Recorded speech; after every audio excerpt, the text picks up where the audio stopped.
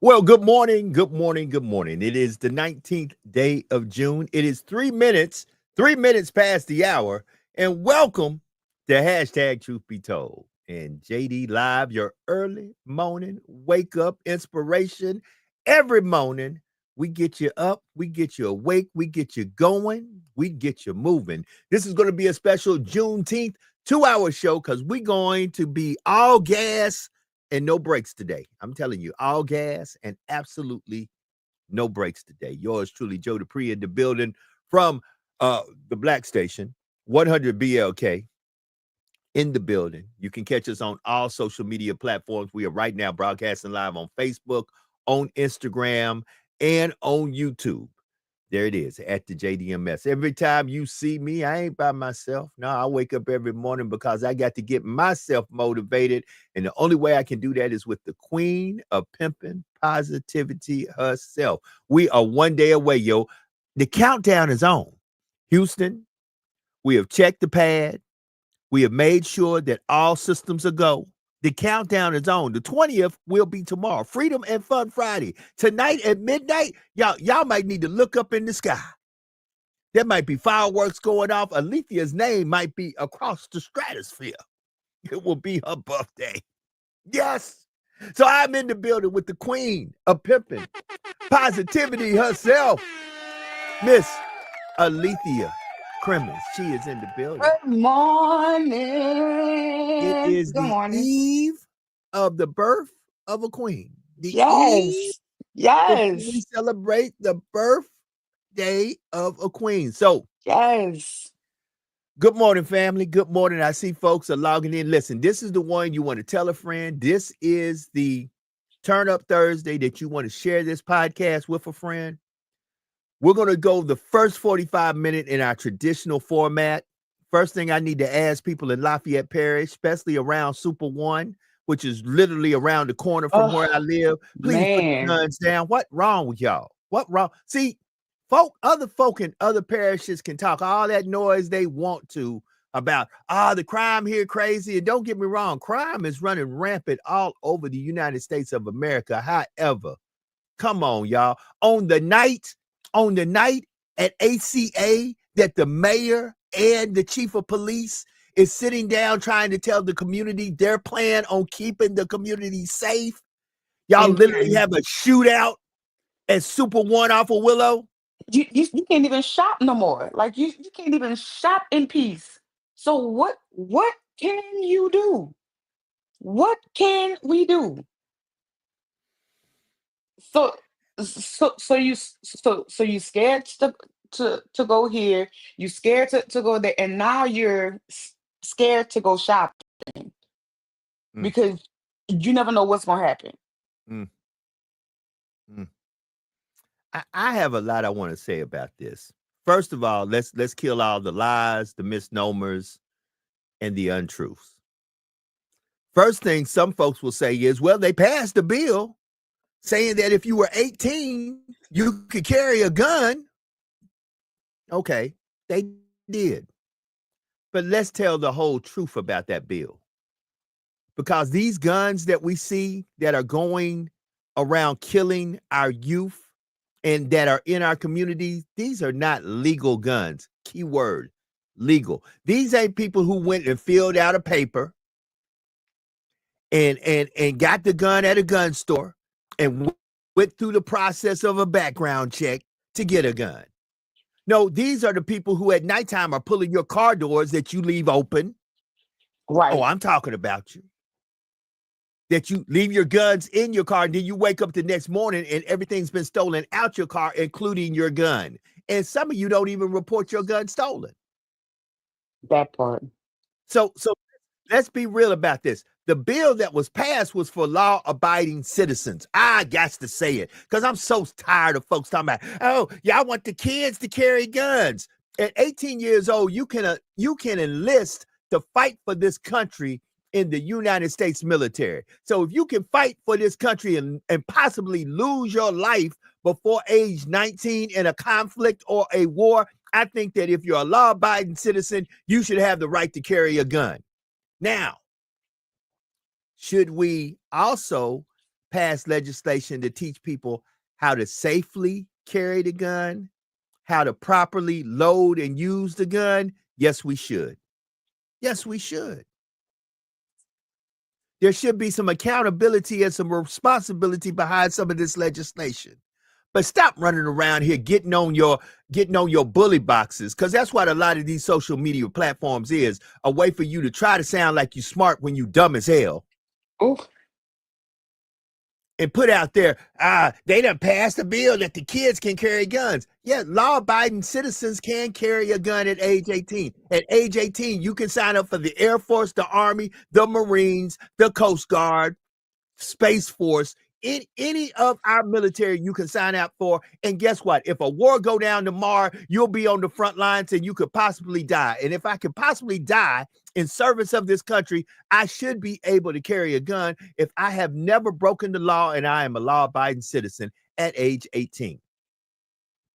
And if you don't like it, there's the phone number right there, 225-250-8770. Stop trying to get on here sounding like you somebody special, smart, intelligent, when half the time you don't tell the whole truth. And I'm getting tired of that. I'm tired of folks coming on here just talking, trying to sound like, you can tell me every RS Revived Standard statute on the planet. Tell the whole story. Unfortunately, family, yesterday, and I don't have all the details, there was a shooting off of Willow at Super One. I don't know who got wounded. I pray nobody died. I don't believe they did. But this happened on the same day that in Lafayette Parish, they've been promoting it for months. On the same day that the mayor president, the highest elected official in this parish, and the chief of police, the highest appointed law enforcement officer in this parish, because he's not the highest law enforcement officer. That's the sheriff who we elected, Mark Garber. Mark wasn't there. But the police chief and the mayor were at ACA answering questions about their plan on keeping this community safe. Eventually, somebody didn't get the memo at Super One on Willow. But it's not. Yes, they can talk about it all day and all night. They can talk about it. They can put things into place. But at the end of the day, the community has to keep the community safe. That's is we can put as many laws, we can talk, like higher ups can talk all day and all night. At the end of the day, the community is responsible for the community, so that's who needs to keep it safe. We have to be, you're right, Alethea, you are so right. We have to be accountable for our own communities. We have to be at a place where, don't get me wrong, I work in law enforcement, but we have to be in a place where we've got to do better by one another, and we've got to start calling these bad actors out. Today's show, and let me go ahead and put it up there, it is 12 minutes past the hour, because some of y'all don't even know this. I've got to put this up here. So today's show, around 45 minutes after, we're going to talk about sextortation, sex extortion, sextortion. That's what we're going to talk about. That is exactly what we're going to talk about. And I think Sean's going to be coming on. He just jumped up and said he'll be on around the top of the hour. I want Sean to get some books talking about, these type subjects. Why? A lot of folks don't know this is going on.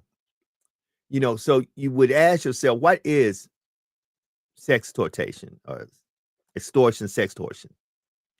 It is described as a crime that happens online when an adult, grown folk, this could be grown women, this could be grown men, this could be a group of grown women or a group of grown men, or they could be mixed in with each other, convinces a person who is younger than 18, a child, under 18 is a child, to share sexual pictures or perform sexual acts on a webcam. Y'all don't know how much this is going on. Y'all are sitting there right now saying, this could never happen in my house. This could never happen with me.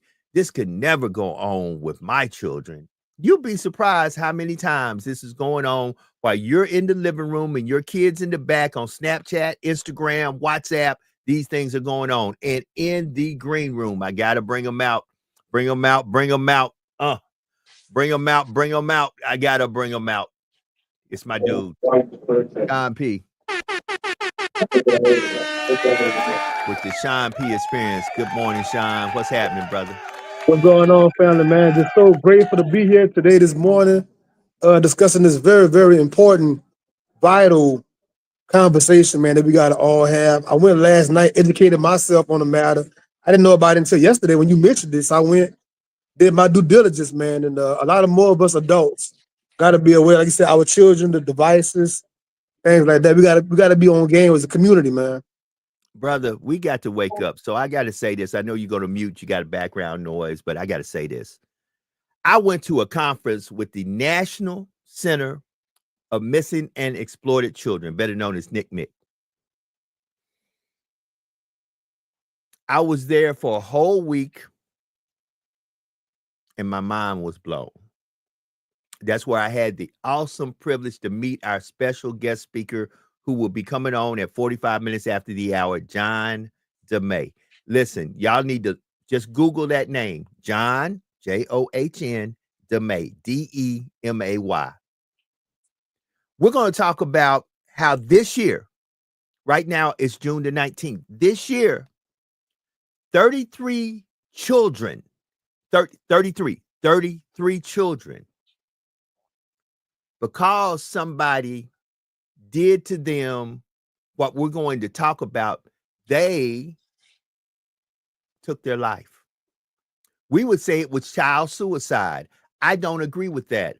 I say it was coerced murder, because had these individuals not pressured these children in believing that they were going to ruin their life on these social media platforms, these young folks, these 33 young folks would not have picked up a gun and took their life. So I don't call it suicide. I call it coerced murder. And that we have individuals out there that are coercing our youth, our children, to extort them for money because they believe they're talking to another young woman. And don't one time sit there and say, oh, my kid would never send a nude picture of themselves to another child. Come on, Sean, talk to me. Yes, they would. And Joe, I wanted to say this yesterday, but it's a good time for it today. With all this technology and AI and everything now, it's even more hard to decipher the real from the fake. In the old days, they say, what seeing is believing, and right, half of what you hear, none of what you saw, all that. But now you can't believe what you're seeing or hearing. Right. All this deep fake stuff and voice, they can manipulate voice, all kind of things they can do to where it's hard to decipher a real person from a catfish. Right. 17 minutes past the hour. Listen, family, you need to tell a friend to tell a friend. I really listen. Most of the time, folks be, and don't get me wrong, we got great folks out there. I can name a plethora of folks out there who are outstanding community advocates for the children. They do a great thing. I'm going to say one name locally. Some folk like us, some folk don't. But when she comes down to advocating for children, Shauna Sayers be on it. That bully box is real. I'm going to say it. I'm going to say it. Family, you need to tell a friend to tell a friend. Share this with a friend. If you can't get on and listen to this today, this is the one you want to make. You need to put it out there because we've got to talk about this, family. We got to talk about this. Yes. Go ahead. People like just like Sean, I did my research on it, and people are under the assumption that it's just females that get targeted. Come on. Not 90%. 90%. Men appear more targeted, 90%. But the reason why we don't see it is because they don't report it. Right. Men will not report it. Women will, because women, this is, I guess it would be the norm. Like, okay, well, something happens when women share it, women talk about it. With men, it's different because men feel like, man, I should have known better. What if I'm doing this? What if I'm doing what are people gonna say about me? So they don't report it. And Alethea, I'm going to say this. Here's one of the reasons it's a norm for women, unfortunately. Honestly, most women all their life has had some little man, boy, child, some male figure chasing their skirt, talking about, send me a nude pic. Just ask yourself as a woman, how many times has somebody who wasn't trying to extort you, somebody who liked you, somebody who was fond of you, somebody who really may have wanted to date you or may have dated you said, hey, baby girl, you know, it'd be real nice if I opened up my phone and I had something Mhm. real nice from you. See, so all your life, all your female life, once you start developing, you got somebody wanting to see your goodies. Let's So just call it what it is. this is why it is important, mothers, fathers. This is why this is important, because I have been on that side of the spectrum, and if my esteem would have been higher, if my family would have validated me more and made me see my worth, if I was spoken to on that high regard and let me know that I didn't have to show or sell my body in order for other people to love me or like me. We need to have these conversations with our daughters, and we need to let them know that what they see on TV is not real. Megan does not dress like this every day. Cardi does not dress like this every day. Yes, sex sells, but you don't have to sell yourself for sex. Mm. And you need Now, to explain this to your daughters. now, before you come in, Sean, let me go ahead and introduce her. She is the celebrity life strategist, the therapist, the author. She's our girl. She in the building. Y'all give it up, Sister Jax. What's happening, Jackie Jax? What's up? What's up? What's up? Happy Juneteenth, everybody. Hope everybody is well. It's some deep conversation going on here, y'all. So I can't wait to jump in. Go ahead, Joe. Okay, so Sean, say what you need to say, my I brother. was just saying for the guy's side, you a sportsman, Joe. Who was that very famous Notre Dame football player recently? He got catfished tremendously. There's a whole Netflix documentary and everything about that happening to him.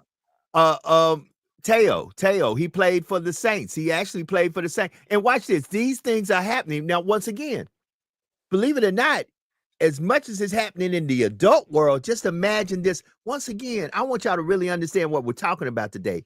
We're talking about children 18 and below. We're really talking about children as young as 10 years old who are on Snapchat, Instagram, WhatsApp, their own Kick, their own Twitch, and they are being sextorted. They are being sextorted. They are being The video encouraged. games, Joe. The Right, video Yeah, games. exactly. right. They're on Xbox, PlayStation. They're on the new Nintendo Switch, and somebody's on there talking about, oh, why don't you just send me a new picture? It ain't gonna hurt nothing. It's a little game we play. It's a little sexy game we play. And the next thing you know, and imagine as a child, I just want you to think about this.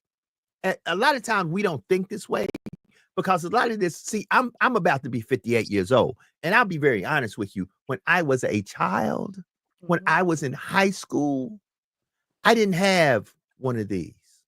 Right. Okay, so let me just call a spade a spade. I didn't have one of these when I was in high school. To be exact, if you were really a person who had a lot of information, you had it because you had Encyclopedia Britannica and you had Facts. what was the other magazine that everybody had? About National Geographic? National Yeah. Geographic. Nat Geo. That's how you found out what was going on in the world. If your parents were smart enough to or got caught up in that 1 penny scheme where for a penny you can get all these magazines and later you get charged $25 Right. a month or whatever. But that's what, listen, we didn't have this. Understand this. When you put this in your child's hand, you now put the world in your child's hand. What you don't realize is you have now given your child access to the world, and you have given the world access to your child. That's Joe, right. when I was still a dating man, my pastor told me in private, he said, Sean, I don't believe in Wi-Fi in my house. It's 12 years ago. When he said it, it sounded preposterous, like, what? But he was saying, I don't want my children to have access to 1 billion some people. Yeah. That was his concept. That's true. Hey, And you know the crazy part about it nowadays, y'all. They have it where Alethea, they could take one of your pimping positivity pictures and take it and create a whole nother picture and make it look Uh-huh. like you were standing there butt naked. So Yep. they're doing that to these kids now, and they can go on an app, and literally it's only a couple of dollars for them to go on an app to do that. So children are also committing suicide and getting bullied at school because pictures are spreading around of these children naked, and it's not even them. It's their face and they're, in that environment, but they'll have all type of lewd graphic poses and positions, and it's just so unfortunate, and it's sick. It is some sick people in this world for sure. and once again, Definitely. as I said earlier, especially when I can say this to Jax, I can say this to Alethea. Probably since they were junior high school students, there has been some young man Yeah. in some shape, Mhm. form, or fashion who has been trying to convince them in some shape, form, or fashion, baby, let me see them goodies. Let me see 'em. Yep. I don't need to touch them. I don't want to sleep with you, but you can send me a picture. You can do a Mhm. Mm-hmm. picture. See, so for women, it is, man, we've been pursued like this all of our life. Now, for men, watch this. Now you're talking about boys. I want y'all to really get this. You're talking about highly hormonal boys. Mhm. Boys, all of a sudden you're here as a boy, you're playing Call of Duty. A message shows up on your Xbox. Hey, handsome, I've been watching you. It comes from, and then a picture comes with it from a girl who says she lives about maybe 2 or 3 counties or parishes over from you. Mhm. I'm a cheerleader at such and such Yeah. school, and I've been watching you. Do you not understand that young boys in the middle of playing a game, seeing a pretty girl talking about, What? baby, send me, I like to see something. I'm gonna show you something. And because a lot of these people who are in this business of extorting our children for money, extorting our children for pictures, they done extorted some other young lady. That's not, they got pictures from somebody they done extorted. Now they Mhm. sending you her pictures, pretending to be her, Mhm. waiting for you to send it. Then all of a sudden you say, oh, what is it going to hurt? She done sent Mhm. me a couple. Then you send it. Then all of Yep. a sudden, a But minute let's later, not get it twisted though, because we talk about how, girl, like, yes, we as women do get pursued and asked to send our body parts or nudes or whatever, but as women we could be, because this has happened to me in so many times, even now, and I am married to a whole woman. Please stop sending me those men. hold But it. Unso- men, men. Unsolicited penis pics. Come on. Oh, Let's call it what it is. I'm tired of Yeah. playing this morning. That's right. I told you hold it. It is Freedom Day, and I'm about to set some of y'all free. He what that the sun sets free is free Free indeed. indeed. Stop sending them this unsolicited penis pics. Period. Mhm. this is for all men out there. We don't want to see your dick. Keep it in your. We don't want to see it. Thank you, Alethea. We leave it. We don't want to see videos of you dancing with like gray sweatpants with the water bottles, because we know that that's not real. Of this jumping up and down, Mhm. we don't want to see it. Keep that to yourself. And look, I'm married to a whole man, and I still don't want to see it from no other man. Okay, Right? keep it to Okay. yourself. That's right. Okay. So let me say this. It is 28 minutes past the hour. I'm going to take you ladies out. Y'all take a break. Sean, I'm going to keep you in because I got to drill somebody for a minute. I need another man in here where I drill this man. So we're going to take the 2 ladies out. Y'all take a break, 15-minute break. I'm going to give y'all a 15-minute Wait, break. did I win? No, Did I? not yet. You might win Oh, tonight. I'm going to keep okay. you here for a second. But guess what? I just want to know, did I win? You might win tonight. We'll know tomorrow. On your birthday, that might be a part of your gift that I tell you. Guess what? Alethea did say 1, 2, 3, 4, 5, 6. 6. She did. But I got to drill this man, Alethea, about some LSU Tigers. So All right. I'm going to let you go, and you'll be back in about 15 minutes. Hey, bruh. Come get me, man. I'm ready, man. Come get me. Bruh. Hold it. Bruh. Bruh. I tried to tell you, boy. I tried to tell you. It's something about them Bayou Bengals. I don't know what it is about them cardiac kids down in Baton Rouge, but it's something about them Bayou Bengals. Man. All I can say is, go Tigers! Man, I thought Arkansas had them. They were. I mean, don't get me wrong. They were tit for tat. I think that was a game right there. And when LSU came back and took the lead in the bottom of the 8th, I was like, well, this may go through the Tigers' favor. But then Arkansas came back at the top of the 9th, and they were swinging right back. And then LSU played well. Jared Jones hit it. Got the walk off to win, and to think about it, man. These are two powerhouses going at it, and hey, man, hey, look, I'm wrong. LSU fans, you right. You right. I'm wrong. I got a purple and gold jersey for you, baby. And you used to cover sports here in Louisiana. I did, Elijah Nixon, I am flabbergasted and completely appalled. Let me come in my black Howard Cosell voice. I tried to tell you, youngster. I tried to tell you. I once again witnessed greatness on the baseball diamond. I understand it was two SEC powerhouses going at it, but I knew that when it was all said and done, that the Tigers from LSU, those guys over there at Death Valley, were going to be victorious. Do not underestimate that. I'm telling you, Tennessee won it last year. They are right now the defending World Series champions. Go ahead and bring their trophy back to BR. That thing's staying in the SEC, baby. It's staying in the SEC because Coastal Carolina don't stand a chance. See, against them LSU Tigers. And you know what? I agree with you to an extent. The only reason why I say to an extent because you make it. They made it there. Okay, yeah. I don't want to knock them. Look. Coastal Carolina. What's the name? What's the name of their mascot again? The Shants. The Shants. The chandelier. Whatever. The fighting. What is that anyway? Some type of rooster? Don't even what know. What is man. that? What is that? Okay. Who's gonna win this game tonight, baby? All right, man. So this is my thing right here. This is my theory. I got the Pacers still. I hope I'm not wrong, Lord. Please. I don't want to get. Don't worry. If y'all see a number 22 show up and they kind of got it disguised like a man, because people big on disguises. Dude disguise himself like a police officer to do that mess. So they might have a man disguised as number 22. I got the Pacers. I think the extra day could help Hallie Burton. I think they did their thing and resting him, and I think with also TJ McConnell, if he could have another big night, because it wasn't like it was a blowout and then it got nasty towards the end. But I think if TJ McConnell could have another big night, but it really gonna call to me, the series really come down to Pascal Siakam.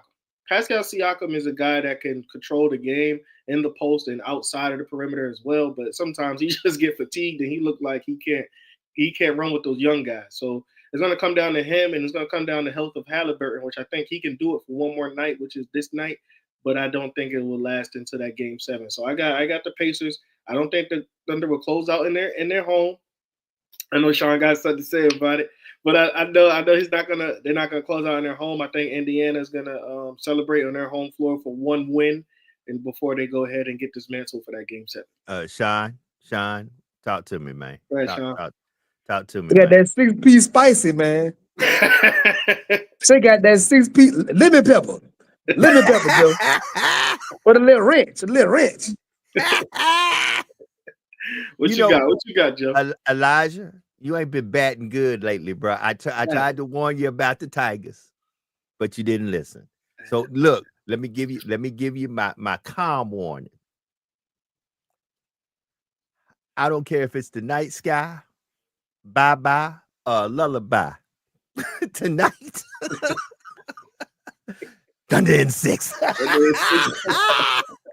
It ain't going no further than tonight, bro. It's over. Just as sure as that championship trophy for the College World Series is coming to the Mighty Fine down the street in Baton Rouge, Louisiana. I'm telling you, it's over. It's over because guess what? What the Halliburton, at the end of the day, that boy hurt more than they telling you. He hurt more than they telling you. And I'm telling you, I don't want him to mess up his career trying to win a champ. Bro, y'all got a team. Y'all got a team. Y'all can win this thing later. This ain't your time. Take it to I got a OKC. question. If OKC wins, is Shea the greatest Thunder of all times? Mr. Ooh. Elijah? Hey! Oh, I hate that question because I'm still got KD. But Sean, you right. You can't get mad about it though, because what he did, he won an MVP just like Kevin Durant did and Russell Westbrook did. But the difference is what he's about to do is bring a title to that fan base, and he will go down as, if not the best, and one of the greatest to ever put on the Thunder. But I think he will surpass Kevin Durant and Russell Westbrook as the best Thunder to go around, because he won a championship, he won an MVP, best record in the league, I think it was. So I guess you can't argue that, man. It hurt me because overall I still got Kevin Durant as a better basketball player, but the trajectory that Shea is going on, you can't ignore it. You cannot ignore it. So I think Shea is going to be that guy for years to come when it comes with that. Willie Pickens said OKC is winning tonight. I'm just saying. I don't know, Willie. I think I'm still riding.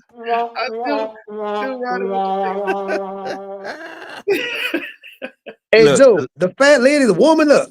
Me.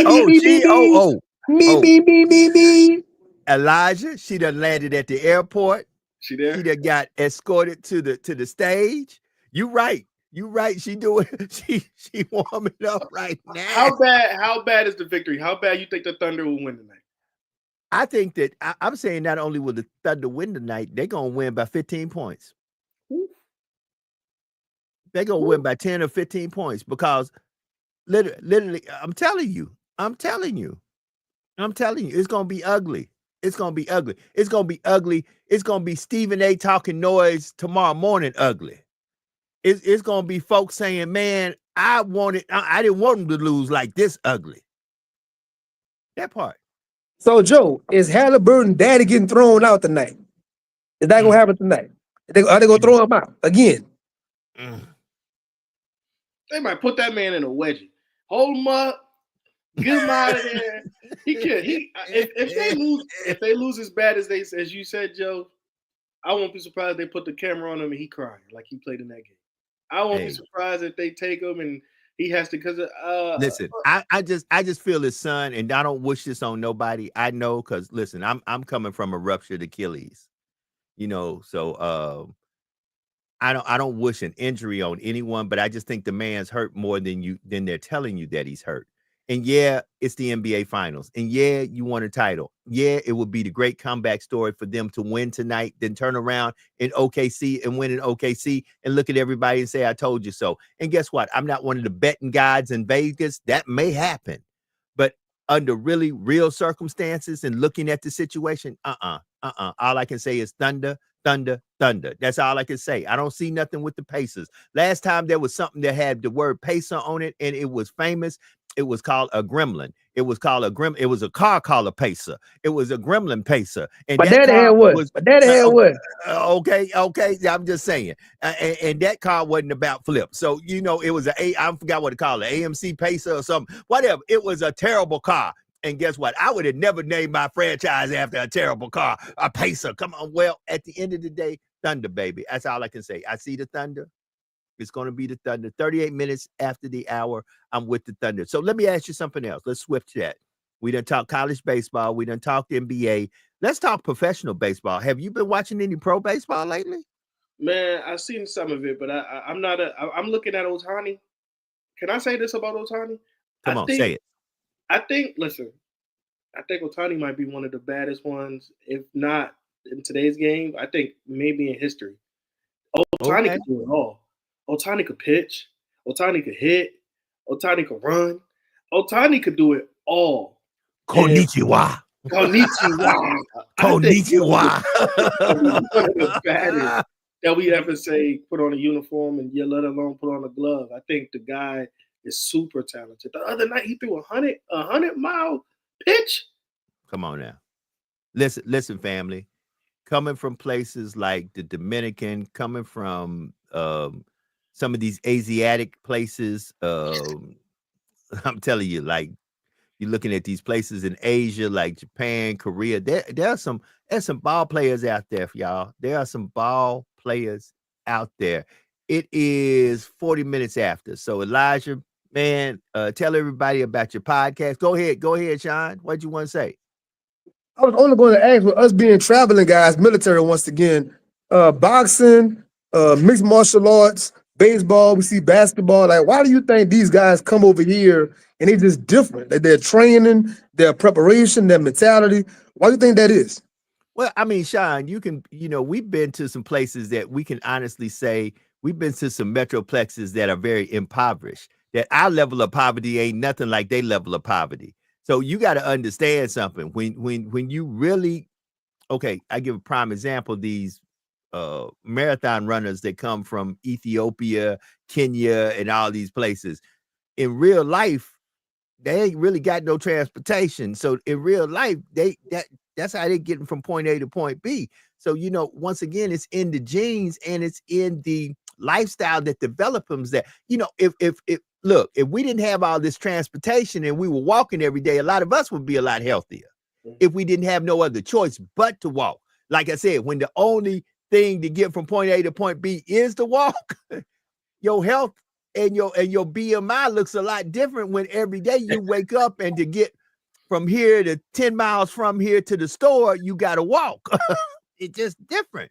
I'm just saying. I agree. That's all they know overseas, man. And for me, I'm gonna be honest with you. I know mixed martial arts, MMA is a thing. I'm not a big fan of that as a sport, and this is the only reason why. Boxing, I get down when people could knock them. When you down on that ground, there is no other reason for another person to get up top of you and start still punching you. He gone. He's seeing stars. Hey, but Elijah, that's just like reality TV, but we like that. See, folk like seeing folks get the stew beat out of them. They just don't want to tell you that. See, that's just like this drama on all these reality shows. In real life, folk like that. Folk like seeing folk go through mess, and folk like folk getting the stew beat out of them. That's just the straight up truth. Then when they see somebody actually, stop, and their heart start beating in that ring because they're getting pounded on still while he's knocked out, then they're going to make a change. They should make that change now. He gone. I agree. But Mr. Elijah, if you, scientifically, it's actually safer than boxing. Those guys have longer lives and they're healthier longer than boxing. Well, yeah, because they're not getting hit in the head, is because it's constant. But it's just when you out on the ground like this, I think they should just. Right, I agree. So Elijah, talk to us about the podcast. I know you're getting ready to get out of here. Talk to us about the podcast. What you got coming up? Yeah, you can catch the Fitz Take on YouTube, Apple Music, Spotify, wherever you have audio or visual apps. We're up there. We have a recent interview coming out. Well, it came out already with Roderick Tezano. Please check that one out. He's a fine young man coming from Opelousas Catholic, committed to the University of Southern California. He got one more year out there with the Vikings. He said he talked about his expectations with that and what he could look forward to on the next level. Again, it's called the Fitz Take. We appreciate all the support and the love that you guys have shown for us, and that's all. Hey, I brought Alethea back in where we could, Alethea, put up them 6 fingers where that boy can see them. All 6. 6. See, I count 7. Okay. I count 7.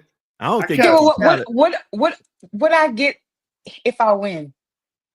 Oh, okay. What I get if I win? That's all I want to know. What I need you to shout me out on your show. Right. If I win. On the Fitz Take. We need to say, Alethea. My girl said, just shout me out one good time and just let them know. Alethea, I got you. If you got it, I will put it on the Fitz Take. But I also need one more favor from you.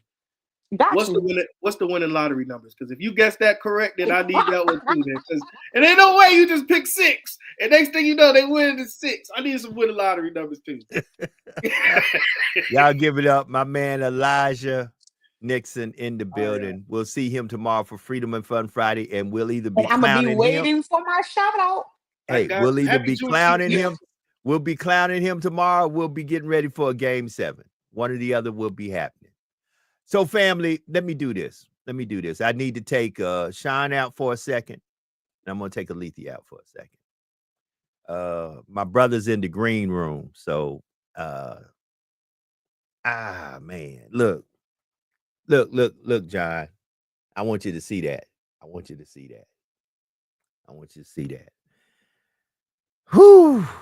This one's heavy, bruh. It's heavy because this could have been my child. It's heavy because this man has become a real good friend of mine. It's heavy because I wear this because this man gave this to me. This is his son's name. This is Jordan DeMay, number 5 in basketball, number 2 in football. I have sons. I have a son right now that's 17 years old in high school. He's an athlete. He runs track. This could have been my child. We got to talk about this, family. So he's in the green room. I'm letting him set himself up. But I want to just tell y'all, from this point of the show to the end of the show, we're going to have some real uncomfortable conversation. Because a lot of us are not paying attention to our children. We are literally not paying attention to our children. And sadly, this man has become my friend not by choice, but by tragic circumstance.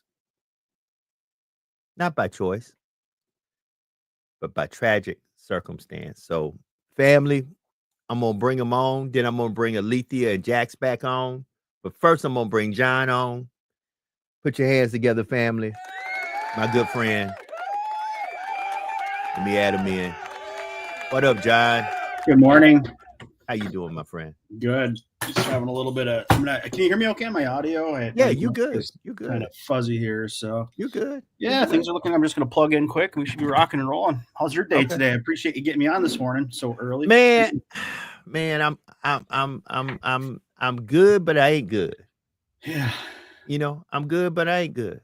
I just be real with you, brother. I'm good, but I ain't good. I wear this every day since the day you gave it to me to remind me, don't miss it. Don't miss the small stuff. Pay attention. Yeah, right. So, John, I'm going to give you a solo shot, man. I'm going to let you tell people who you are, why you here. I'm going to bring my all-star panel back. I got 2 wonderful women, and we're going to get into this conversation because people got to know. Got to know. Ladies and gentlemen, my man, John DeMay. Come on, John. Well, good morning. I appreciate you having me this morning. It's really a pleasure to meet you. And we had a great time in Louisiana, meeting some of your friends and colleagues. And that's kind of how we ended up here after this discussion. But I'm just a father. I just kind of got put into this position, unfortunately. And I'm from northern Michigan.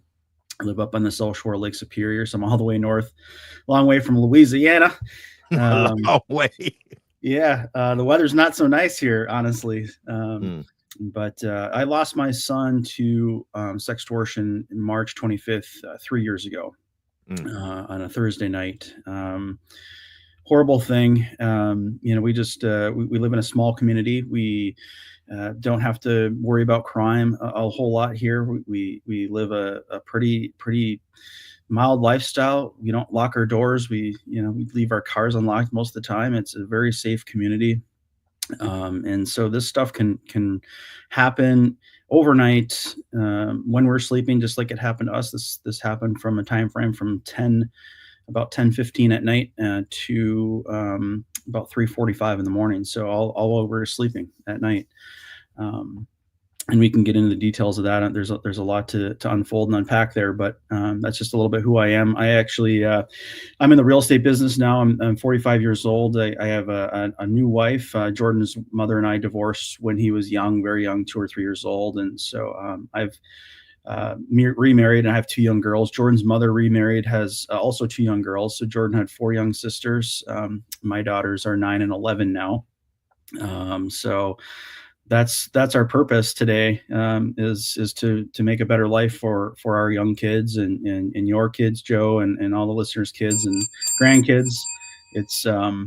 It's just it's a crazy place out there, and technology and internet and social media have just really created a really dangerous place for young people if we're not careful with it, and parents aren't involved and aren't paying attention to what's going on. So but in my early life, I was a police officer. I went to the university here. I have a bachelor's degree in criminal justice. I went to the police academy here and was in law enforcement 2004 to 2007.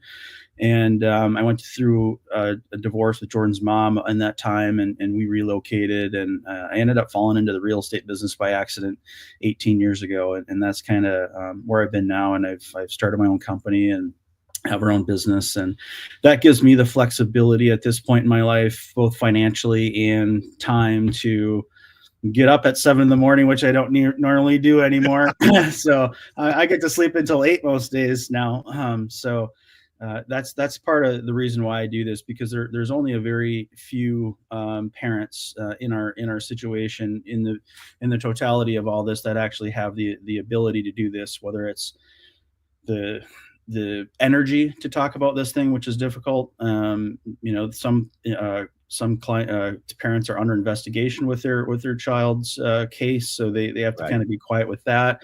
Other parents just can't get out publicly. Some can't take time off work. Some can't afford to travel. I mean, all these things that are happening. So I'm very fortunate in a situation in my life where I can do this. So I feel like it's my calling at this point, and creating a awareness and advocacy, both on the awareness side with kind of the things that we were doing in Louisiana when we met. I do a lot of things legislatively.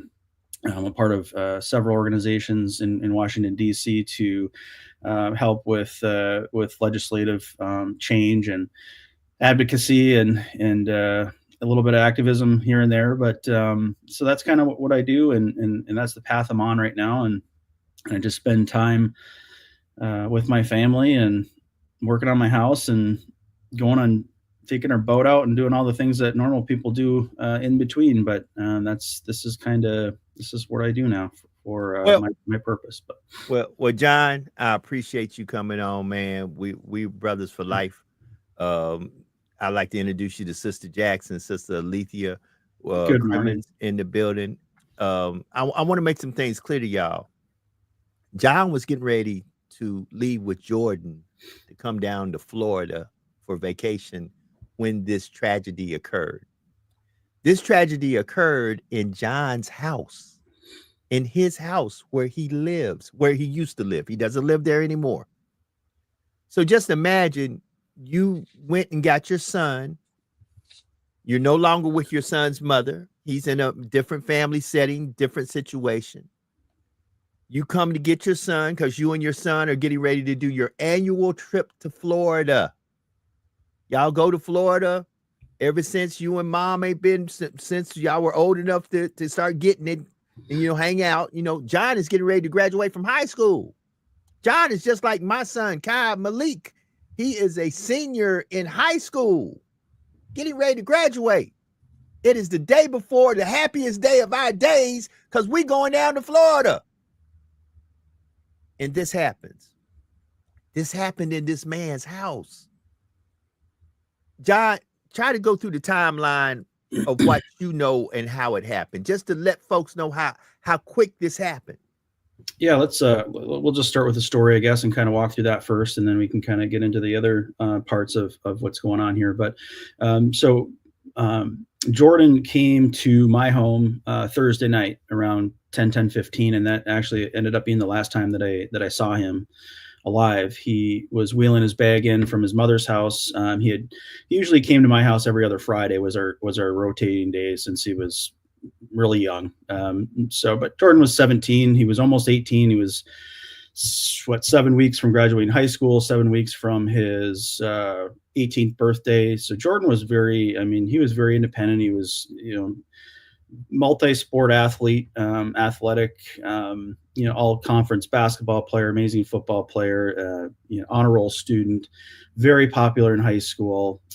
Just a really kind of a cliche, but all American kid. He really was. He was extremely handsome. Everybody liked him. He was very, very well known. He was just happy all the time. And so I ran into him in our walkway Thursday night around 10:15. I was actually just running out to my truck to grab something out of my truck for the night before I went to bed. As Joe was saying, we were poised to leave for Florida vacation in the morning. We usually do a Florida trip or two a year. We drive down. We have family down south, so we'll drive down. It's an 18-hour drive for us, and we get in the car and have a little over the road, and we spend some time with some family in Atlanta, in the Alabama area, and then we hit the beach for a week usually, and come back up, visit a little bit more, and then drive home. So make a little trip out of it. And Jordan loved the beach. He and I both absolutely love the beach and the warm weather and the water, and it's just it was our place that we loved, and he certainly loved it as well. And so this was something that he was very much looking forward to. Especially he had missed our trip the previous year because he was actually playing in a basketball finals for the high school. So he actually missed our last trip. We had to listen to him on the radio while we were in Florida. So he was really excited. Like I said, this was going to be his last year, and it's kind of the last year for us as a family, as a big unit, and until he went off into college and went on to the next part of his life. So this was an important trip for us. But so he was wheeling his bag in Thursday night, and I said goodnight to him. And unbeknownst to me, that was the first time that Jordan had actually responded to a young lady named Danny Roberts, who had reached out to him via Instagram. She had friend requested him a little bit earlier. He was at his girlfriend's house. They were shopping, getting suntan lotion, kind of some things for his trip on Friday. And when he got back to my house, he pulled in the driveway basically and saw that this Instagram friend request came in. He accepted it and responded to her message. All she said was hi. And he said hi back. And the communication started around 10:15 that night. So in the midst of that evening, my wife was still up running around doing laundry, packing the kids up, all the things. And I was sleeping at this point. Jordan was in the laundry room bumping around with her, trying to get his laundry caught up as well. And all the while he was communicating with this young lady, just back and forth. And the first couple hours were very, just normal conversation as you expect two young people who have met online, to communicate. How are you? What do you do? Where do you go to school? Where are you from? So just a lot of that. And then eventually the script started to change a little bit, sexual tone. She would kind of throw out a hook in there and just say, oh, I'm just kind of bored. And do you want to play a sexy game? ? And so that's when it kind of started. And then it kind of just took that left turn a little bit.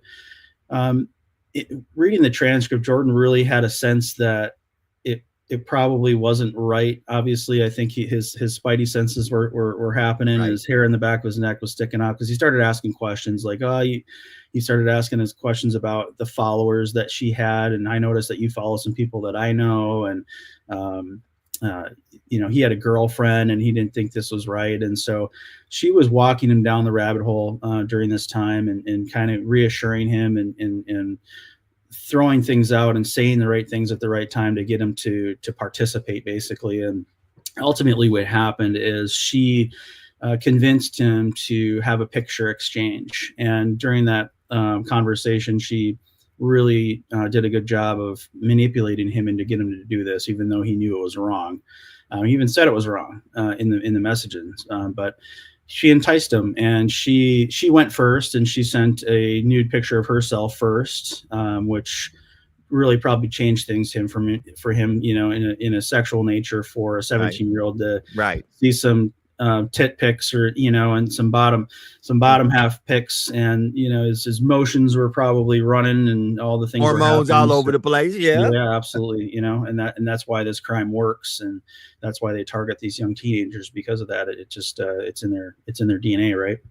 So he ended up eventually sending a picture of himself. He sent a dick pic of himself through a mirror picture. He took it in the mirror and sent it to her, and then they exchanged a couple pictures back and forth for a minute or two, And then ultimately what happened is right after 2 o'clock in the morning, she had sent him a message with a picture of his dick pic that he took. And she made a collage of all of his friends and family of their profile pictures all the way around it. Sent it to him. There was actually 3 of those collage photos. They sent it to him and said, hey, we have all your, we've tagged all your followers and all your friends, and we're going to make this go viral until you, do what you're told. And, we're going to expose you. And he's like, what do I got to do?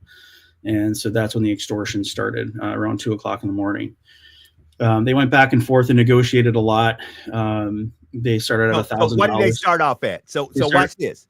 Yep. Understand, John has said, and I'm going to bring the ladies in. He gets solicited by this young lady. We're going to hit the brakes for a second. I got to hit the brakes. Let me hit my brakes. That lady who he thought he was communicating with, that was a couple of counties over from him, was not a lady. We're going to get into that later. He keeps telling you, because you got to pay attention to this family, it appears to be who you think it ain't. Unbeknownst to Jordan, he's not talking to some young lady. It's actually somebody else behind the keyboard who has the pictures, who is conversating with him like this. And once they get what they need to get, like he said, just imagine this as a child. I want you to think about this as a child. You get a picture that you done sent out that you know you shouldn't have sent out, and it's surrounded by all your families and friends' profile pictures saying, if you do not do this, we're sending this picture to all these people right now via social media. Go ahead, John.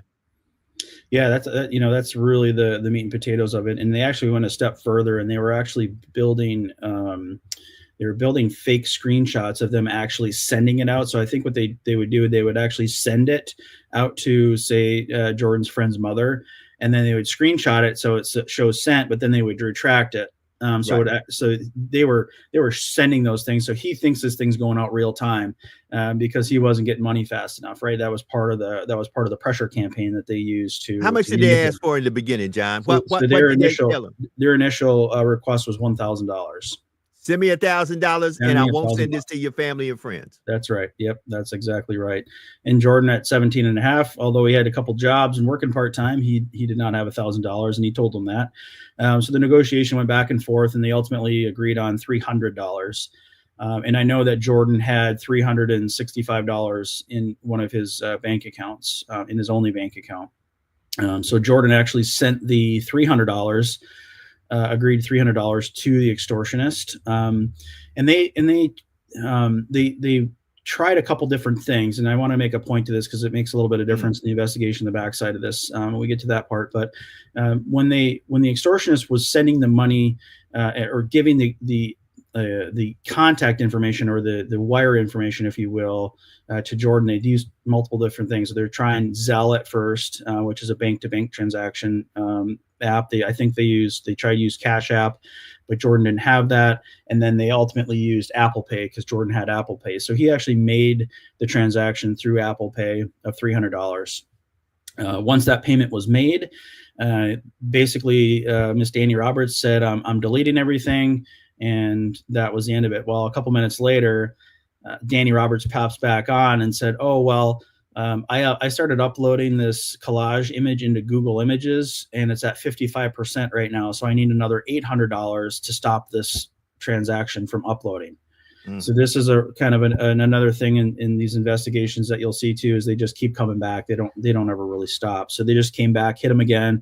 And he's like, bro, I don't have $800. And the negotiations and the pleading started happening. And they ended up asking Jordan for screenshots of his bank accounts and different things. He had to prove that he didn't have any more money. And so he had about $65 or so left in his account. So they wanted that as well. So he ended up sending them another $55 via Apple Pay again. So he sent $355 total. And then pretty much after that, it was, Jordan was just pleading for them to stop, and they wouldn't. And Jordan in the morning about 3 3:40 in the morning, Jordan had sent a message to his mother, just a text message that said, "Mother, I love you." And he had texted his girlfriend right before that and said, "Kyla, I love you." You know, he had made a mistake and he has to, it was a choice that he made and he had to pay for it himself, and, you know, that he loved her. And then he went back onto the messaging board and talked with with Miss Danny Roberts and said, "You win. I'm killing myself right now because of you." And her response was, "Good, do it fast or we'll make you do it. We swear to God." And Jordan, at 3:45 in the morning, shot himself in his bedroom. Okay. Family, I want y'all to let that sink in. Sink in. I really want y'all to let that sink in. John Ox. Man, I applaud you every time because I know that it can only be God that motivates you to tell folks this story. And I'm thankful for you, brother, because what a lot of folks don't know right now is the same thing that happened to John could be happening to your child right now, unbeknownst to you.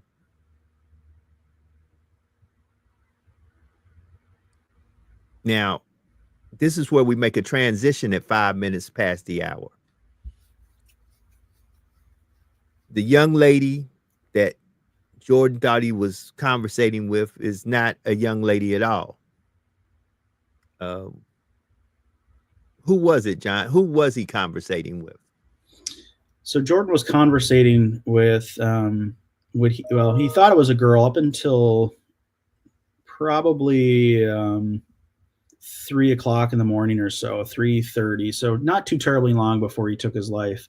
They actually made multiple audio calls via Instagram. So Jordan was communicating all this via typing in transcripts. So when the audio calls happened, then Jordan realized that it wasn't a nice, pretty young lady. It was actually an adult male from Nigeria. And so I think that really probably twisted him up. I can imagine when he saw that for the first time, like he at least thought he was being extorted by a lady, right? And then so that's in his mind this whole time, like, why would this woman be doing this to me? And then realized it wasn't a woman at all. It was a black man from Nigeria, totally outside of the box that he could ever even think of, you know. And Right. So it was just wild for him. I can't even imagine what was going through his mind. And you know, in the language, you know, it's just different in Nigeria too. Right. They speak English, but it's a very different dialect. So all these things are probably happening internal for him. Like he just got so buffaloed, and completely the opposite of what was happening in his mind was actually happening to him. Ultimately what it was there was 3 Nigerian men involved in this case directly that were extorting Jordan that night. One was doing the typing, communicating with Jordan. Another one was doing the graphic stuff and putting things together, and the other one was kind of doing research. So they kind of work in unison. So when they're Three of them in a room together. Give me their ages. I don't want their names. I just want their ages.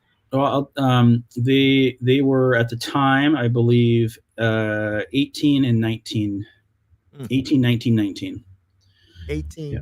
19, 19. Right. Yeah. All right. I want y'all to grasp that now. Grasp it.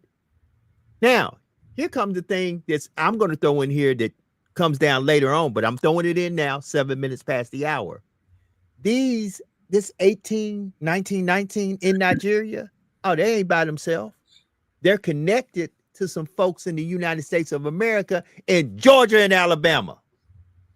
How many people have we arrested so far in the United States that's connected to this whole little ring of extortionists that do this to children? How many we done arrested so far, John? So right now, 3 weeks ago was number 13 arrested.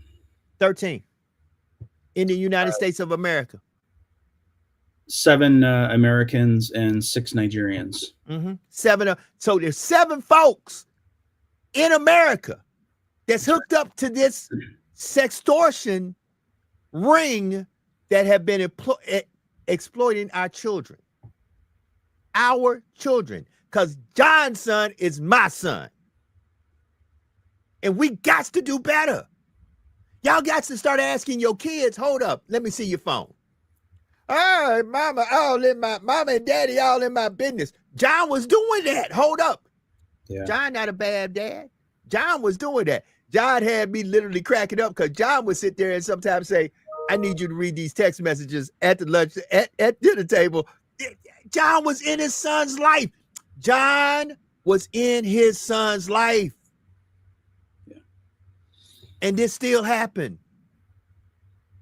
Ladies, y'all got go ahead, John. Go ahead. I want to add to that because I think it's a really important point, especially for parents to kind of wrap your mind around this. And I'm not doing this to praise me or whatever, but I was the parent that I was probably overboard, right? I mean, we had everything. We had Jordan had a phone young, so we had all the parent controls on through Verizon. We used Verizon, so they had great parent controls. We had all the parent controls and porn filters and all the things on the. He had an Apple iPhone.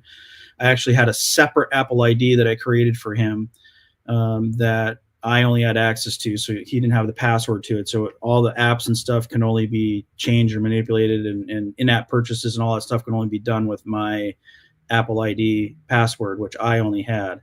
I made him sign a contract. There was maybe 10 or 12 things on there. You will not communicate with anybody that is not approved by me.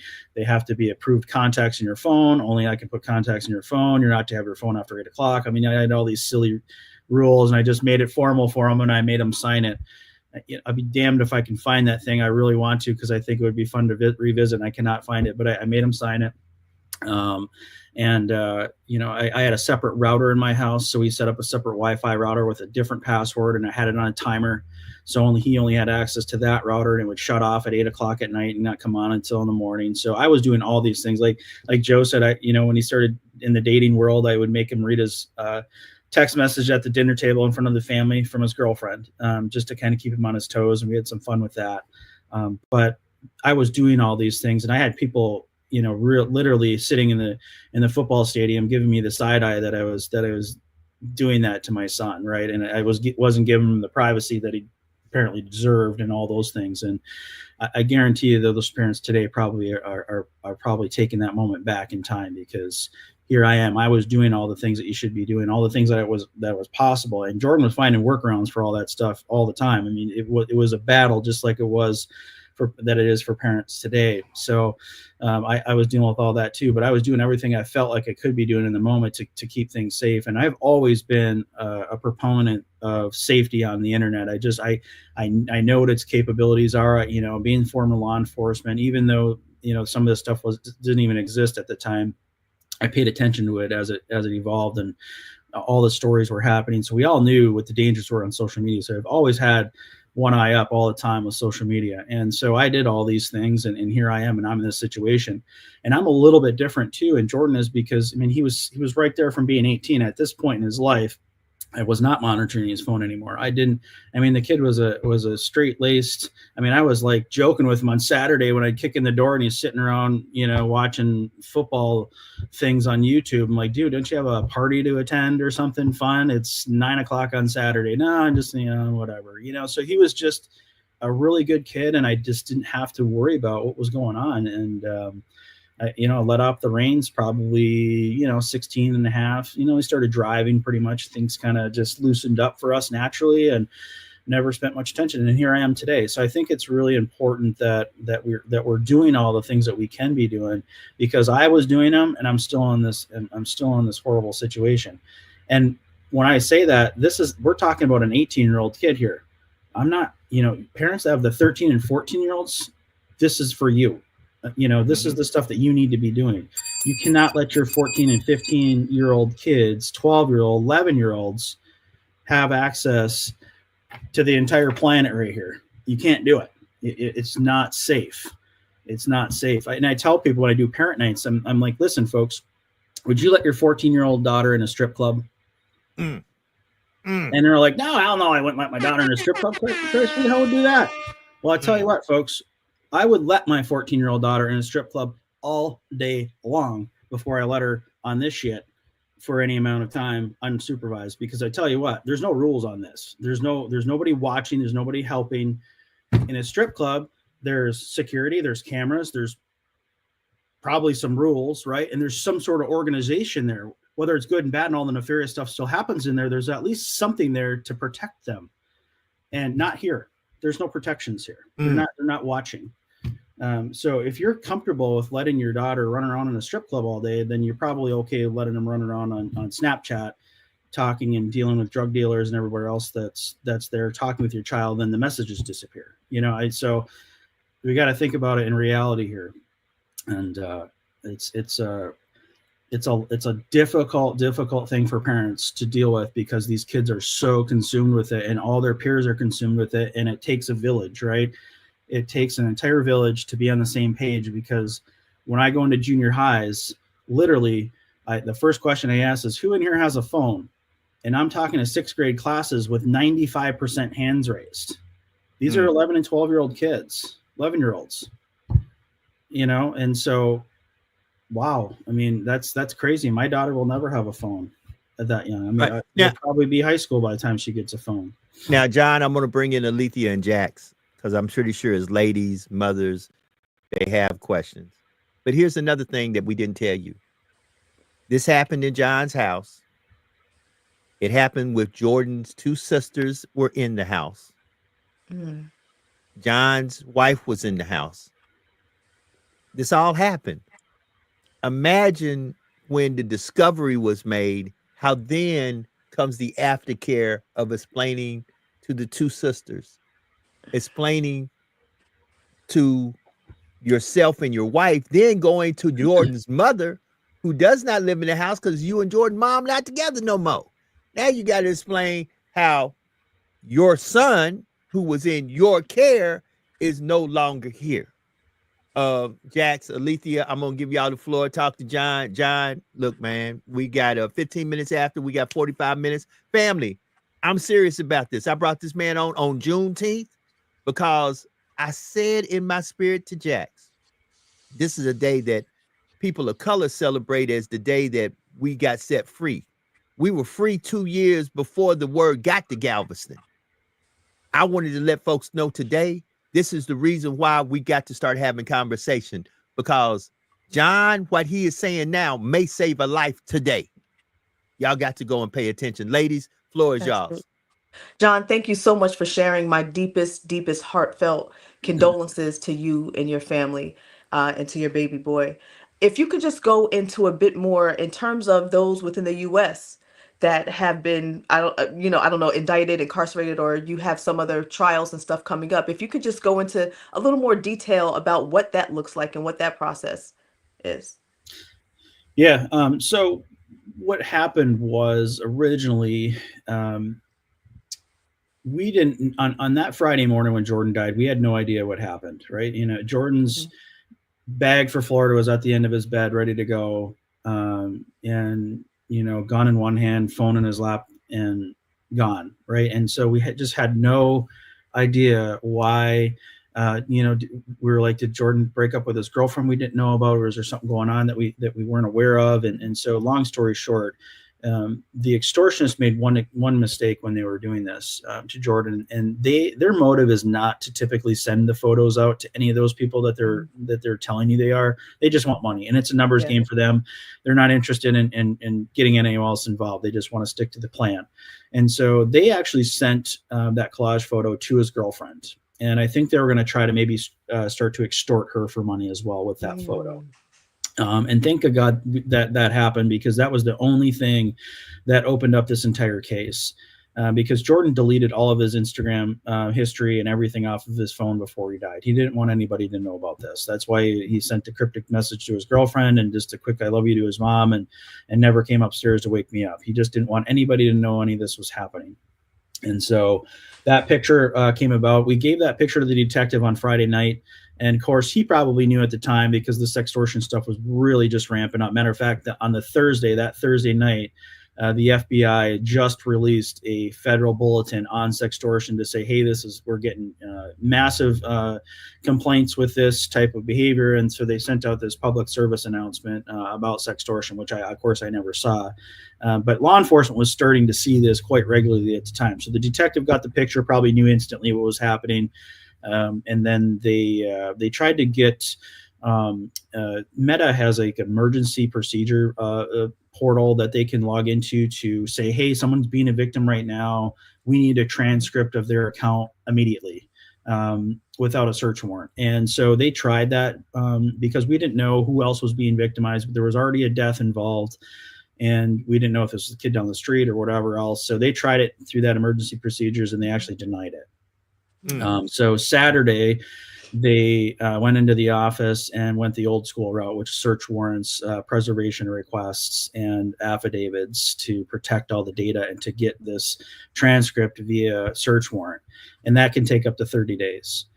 So they got the legwork done. They submitted everything after the judge signed off and went to Meta. And in Meta's defense, they actually had sent that transcript back within the day, about 24 hours or so. On Sunday afternoon, they got the email with the full transcript, several hundred pages long. So they started going through the transcript and read it, and they found out exactly what happened. They called us late that night and said, hey, this is sextortion, and we're going to be opening an investigation. Kind of gave us some transcript excerpts, and we were just like blown away, like, holy guacamole, what is happening? And that's where it all started. So once they started peeling back the layer, they actually found these guys relatively quickly. The FBI got involved that morning on Monday, and then they started tracking the IPs and ended up being in Nigeria. They eventually located where they were. And going back to the money transaction, as they're tracking the sextortion IPs, they're tracking the money as well. And when they were tracking the money, they kind of made the mistake by giving Jordan multiple users accounts for different cash platforms because they all linked back to the same person. And so they ended up getting into the same person. They ended up tracking down 6 Nigerian men. One of them was actually a minor at the time in Nigeria. And then once those were the sextortion ring people. Once those actors were in custody and prosecuted and extradited, they actually went backtrack to the money laundering side and started mopping up all the money launderers, which that all came in the last 7 or 8 months, the Americans. So what happened federally, backing up, is about 8 months in, the U.S. District of Michigan said, hey, we know who these guys are. There's 6 Nigerians. 3 of them are going to be indicted in the United States, which they were. 2 of them were actually extradited to Michigan, and they went through court. They ended up pleading guilty, and they're actually sitting in prison today for 18 years each. Yep. Wow. The third Nigerian has been ordered for extradition in Nigeria by their court, but he's appealing that process, and it's lengthy, and there's a lot of moving parts in their court system. So he's still in Nigeria in custody there. The other 3 were arrested. They were actually bonded out. They were lower level. They were the ones that were hacking the accounts and a few other ancillary type criminal niches that they had. So they ended up getting 2 of them. 3 of them were arrested. They were bonded out. 2 of them came back to court and were prosecuted, and they did a year each in Nigeria. That third one there never came back to court. He's on the run still. Wow. But at this point, they probably will never find him. And the FBI is not going to go look for him. So that's probably a lost cause. But there was 6. And then what happened in the United States is the money side. These guys were all money launderers. So what happens is on these transactions, you can't just send American dollars over to Nigeria or Egypt or the Ivory Coast. You have to convert it into their own currency, and that's challenging sometimes. So what happens is there was a Nigerian plug that was the money launderer. So our group of extortionists hired basically this money launderer to funnel all the cash through, because when the FBI investigated this, there was over 130 victims that they had perpetrated. So all this money, 130. This is a numbers game, right? Wow.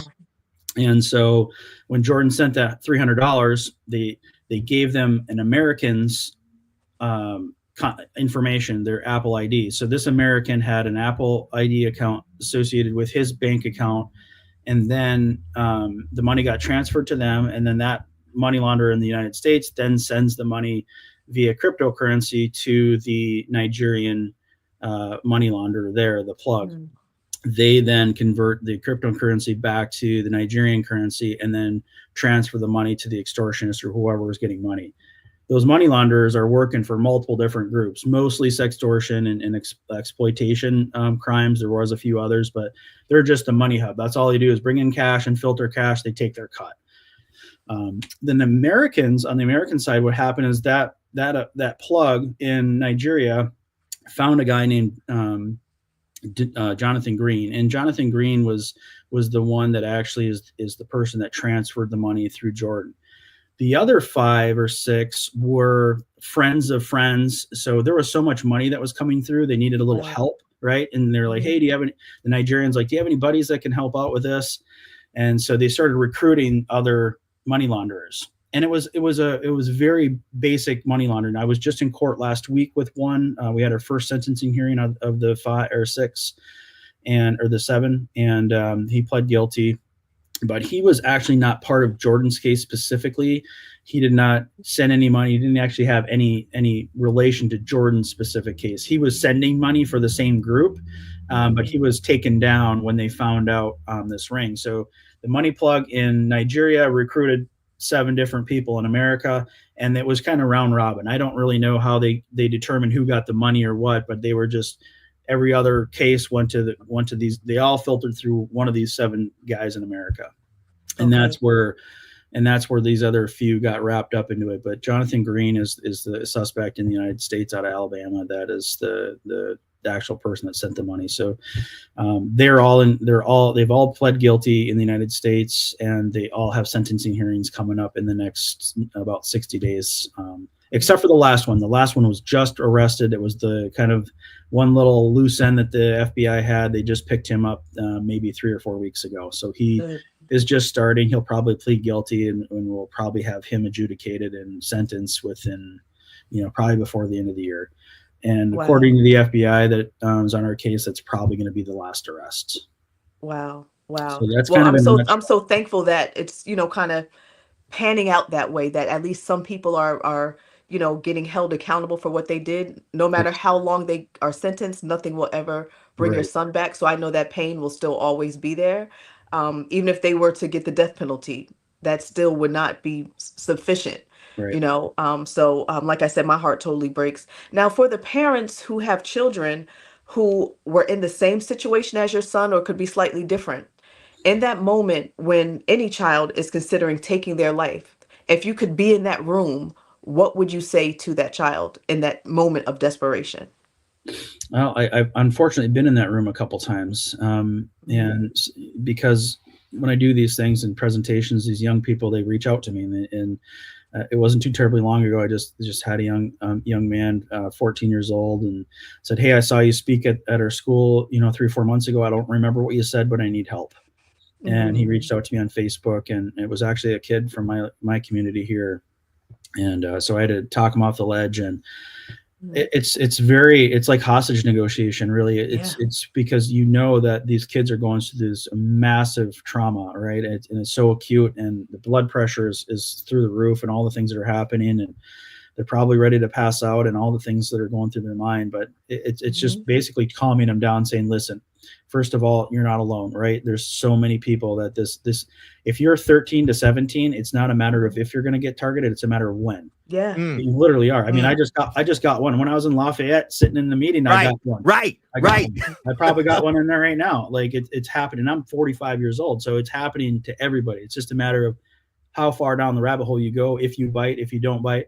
All those friend requests from these nice young ladies that want to be friends with you, that's the beginning of a sextortion ring. So absolutely, you're going to get targeted for this. So you have to recognize what it is. Like, this super hot chick from Alabama or whatever is reaching out to me. She doesn't want to be your damn friend. She wants your money. So we got to be smart about this. And but these young kids just don't understand them, and they're all communicating.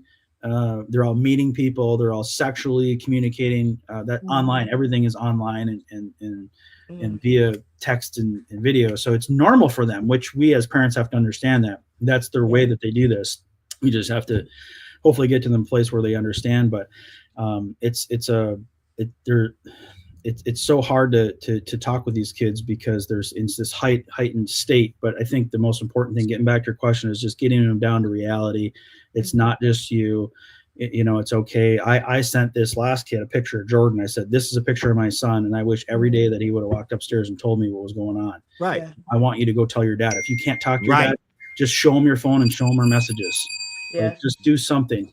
Get engaged. If you don't want to tell your dad, call the law enforcement, talk to your uncle. I mean, whatever it takes for you to feel comfortable.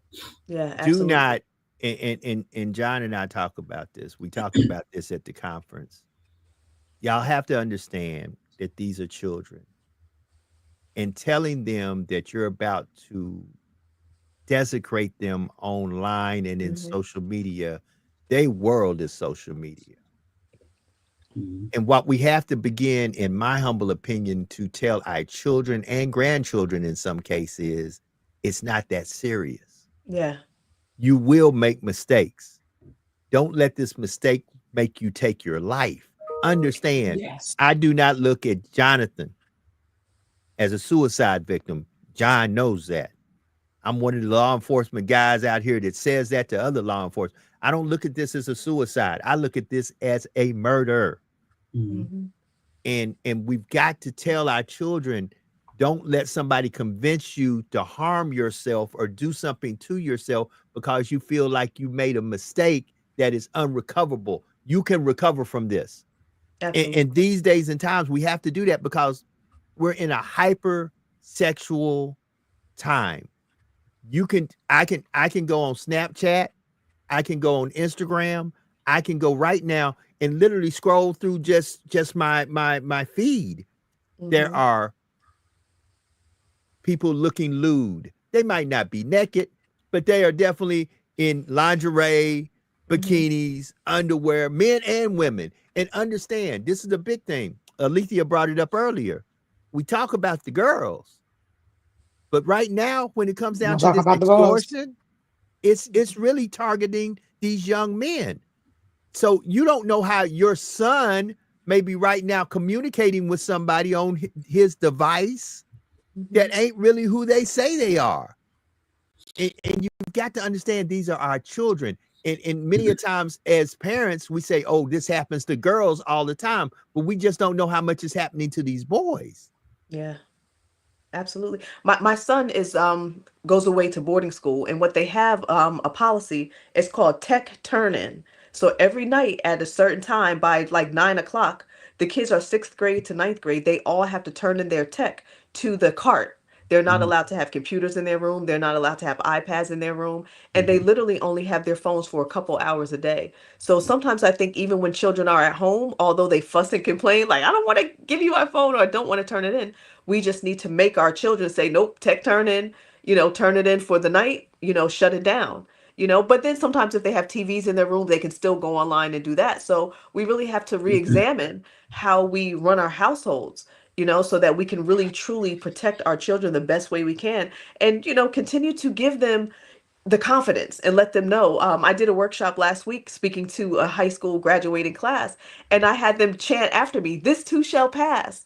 Because I said, think back to your worst day. Maybe you had a test, your boyfriend broke up with you, you had all this crazy stuff going on, and you thought you would never make it to the end of the day. But look at you now, you're graduating.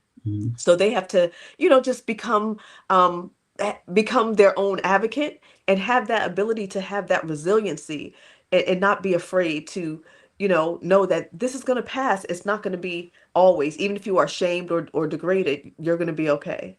That's right. So let me give this plug and I'm going to pass it back to John. John, I'm not going to hold you too much longer. The National Center for Missing and Exploited Children, NCMEC, they have a website. Listen, kids, sometimes when you make these mistakes, your pictures are out there. They're out there in the cyber world. They do have forms on there where if you have been a victim of this, you can report it there. You can also, there's been legislation passed by President Trump, where now you can take it, you can get it taken down. If there's nude posts or photos of you, you can literally get it taken down. It is a law now. John, I'm going to let you these next 10 minutes really tell. Go ahead, Alethea. It took me a little minute because it was a lot to process because I have kids of my own. Whew. Hmm. Thank you for just sharing this story because so many people need to hear this, and parents especially need to hear this. And I totally understood what you were saying. You will get pushback from your kids because they want their privacy. Parents, if you pay that phone bill, they do not get privacy. They don't get it. It is your mission. It is your job to keep your children safe. This is part of your job. Open up that dialect. Do not be afraid to sit at the dining room table and have these types of conversations. Let them know, let them feel comfortable coming to you to talk to you about this. Open up this dialect. Yes, it may be uncomfortable, but I would rather be uncomfortable having this talk at my dinner table than be uncomfortable at my child's funeral. 100%. That's right. And John, I know we're about to close, but I just want you, and thank you so much. Great words, Alethea. And Joe, thank you so much for bringing him on today. I don't know Yes, where you are yes, in your journey towards healing.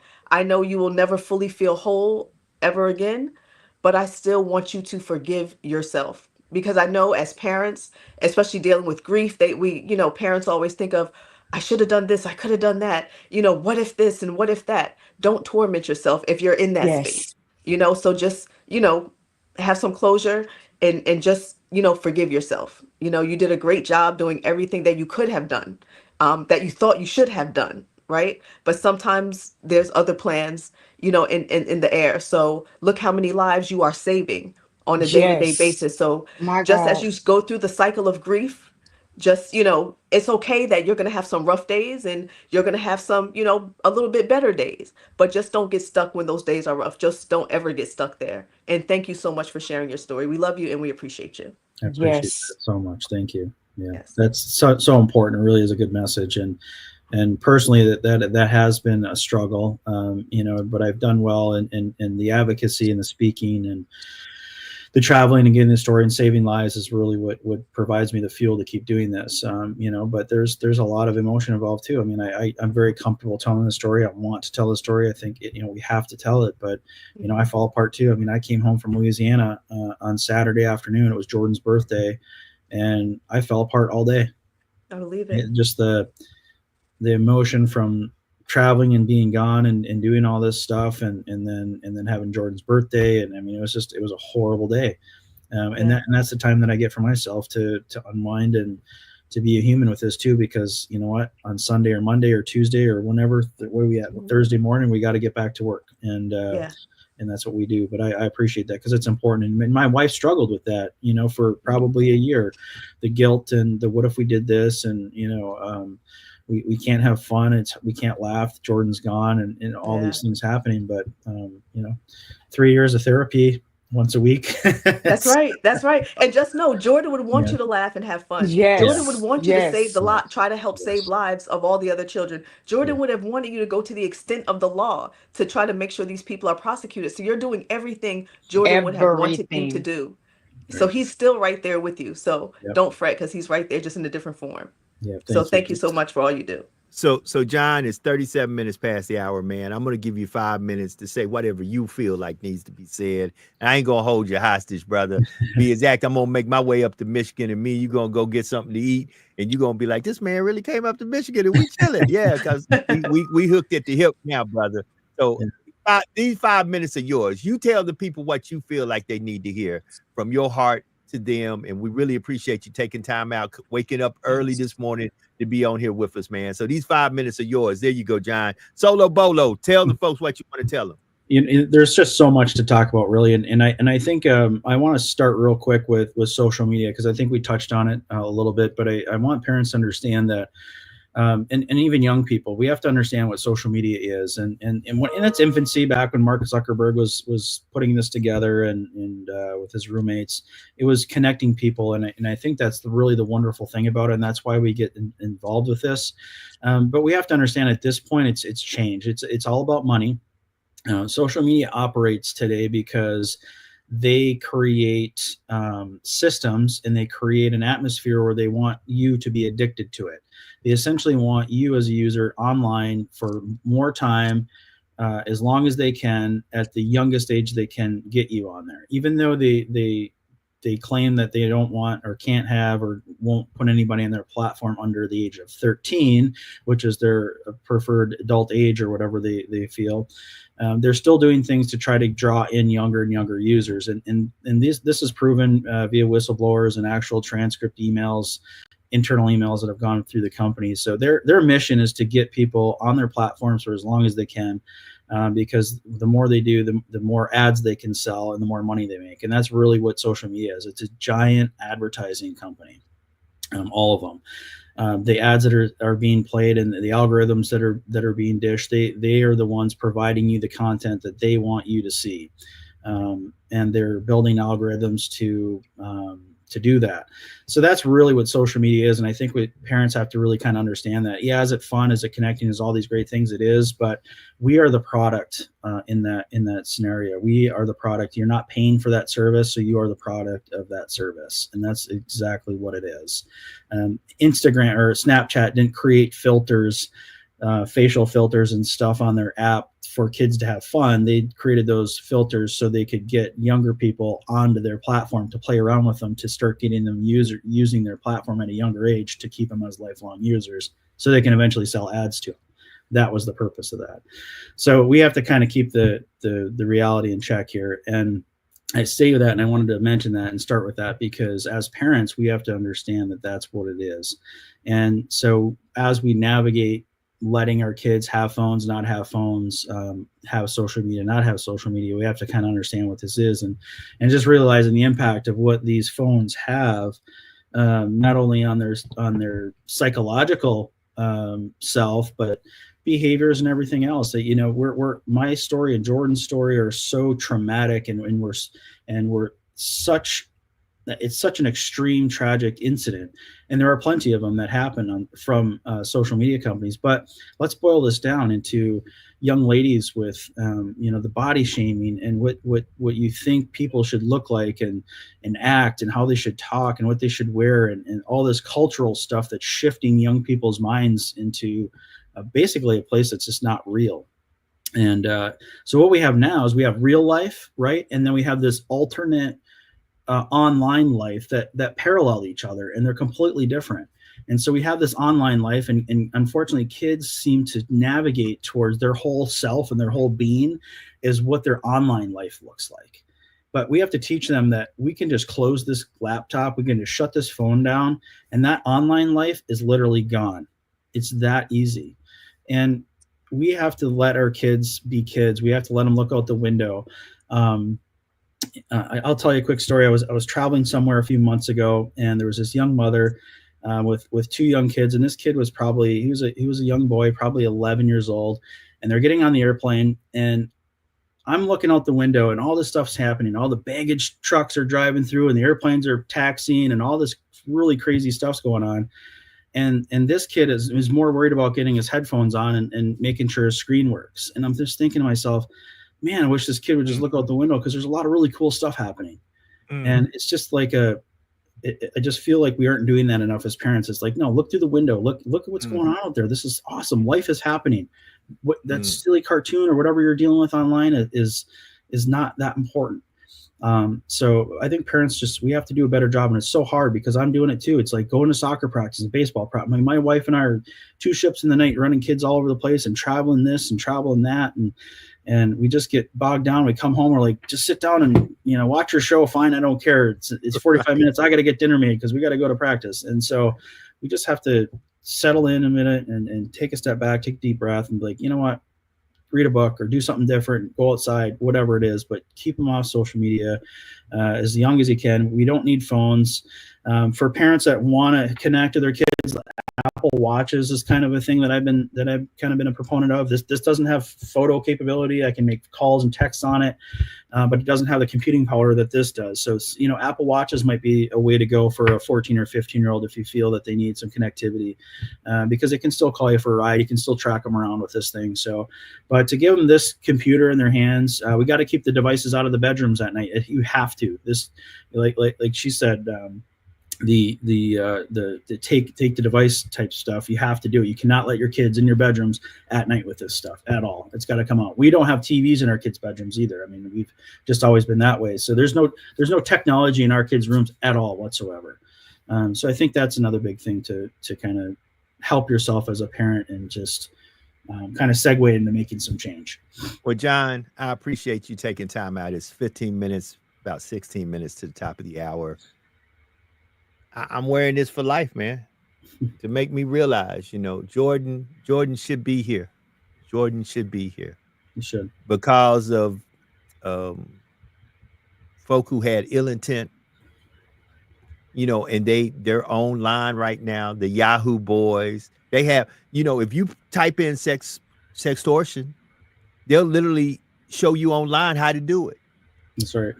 And that bothers me, that they will show you, but shoot, they show you online how to make a bomb. So That's right. that all of a sudden all this falls under freedom of speech. Right. That we are literally got online ways to harm, hurt, extort people, commit crime. That's right. And that's where I know that you and other folks went to Washington and advocated that some of this stuff got to be taken down. Right. Got to be taken down. Your son's no longer here. He should be here. He didn't commit suicide. He was coerced into murder. Those folks in Nigeria, those folks that were a part of that ring, they are not only sextortion and extortionists, they are murderers. Because had they not did what they did, your son would still be here. I stand on that. That's right. And I will say that until the day I leave. Brother, love you, man. Love you. Thank you. Love you too, man. I really appreciate coming on. Appreciate you coming on. This won't be the last time you on. I'm bringing you back. Like I told, I'm showing up in Michigan when you least expect. I'm gonna send you. I'm gonna call you and we're gonna talk. But we're gonna show up and we'll probably show up for a couple of more NICMIC conferences and things of that nature. But man, yeah, I really appreciate you. John, I want you to do this. If folks right now are listening and they may want to conversate with you, they may want you to come in for their conference. How could they get in touch with you? Because you do this. So tell them how they could get in contact with you, where the conversation can start, and you could get John to come speak to your school, to your kids, to your parent group. Tell them how they can get in touch with you, John. Honestly, probably the easiest way is Facebook. Honestly, it's just John DeMay. I'm easy to find. I'm in the real estate business. I'm very easy to find. My cell phone, I'll give you that, is 906-362-1000. 906-362-1000. I'm always available there as well. But message, send a note by pigeon. However, I'd be happy to chat. And if people are having internal struggles with this stuff, I often talk to parents and other kids who are just maybe have dealt with this and their family doesn't know how to adjust and doesn't know what to do. I mean, I'm happy to share some of our insights and help them and deal with some of the pain and trauma that comes with this, even though their children are still here and everything else. But it's a very traumatic thing. And this type of thing can linger on in a person's psyche for many, many, many years to come. And it's a whole tragedy that we don't even really talk about, because there's so many deaths involved in all these things. It's the mental health is right. horrible. Yeah, the mental health. Yeah, the mental health. Because this year alone, last time you and I had spoken, there's 33 children under the age of 18 through extortation and just from financial sextortion. Yes, right, from financial sextortion, who have taken their lives. That's right. 33 children this year. We're not even, we're just a little bit over the middle of this year. It's the 19th of June. 33 kids. And you Gone. know, the sad part about that is 33 kids who have taken their lives, but it doesn't even include all of the children who attempted to take That's their right. life. Well, Right. I'm a correction. So- It's 33 has been over about probably a close to a 3 year, right around Jordan's, Okay. so roughly. But nonetheless, the impact, the number is still the same. But you hit the nail on the head, right? Those are reported deaths that were confirmed suicide from sextortion. And in Jordan's case is a perfect example of how close we were of him not being part of that 33. Right. If that extortion has not sent that photo, to this day, we would just thought Jordan had a bad day and decided to end it all. Right. So the number would be 32 today, and we wouldn't be having this conversation. Mhm. That's how close of a margin we're dealing with, and that's Mhm. reported. So this isn't the tens of thousands, probably hundreds of thousands of Yeah. young people that are literally victims of this, that are sending money, and or probably tens of thousands that actually took their life and that we just didn't know. Right. Because law enforcement, as you know, just like I was in when I went to multiple suicides when I was in that business, and there, you have a standard death investigation for these things, and you determine, yes, this is right. We do our evidence collection, and everything looks good, and we determine as suicide.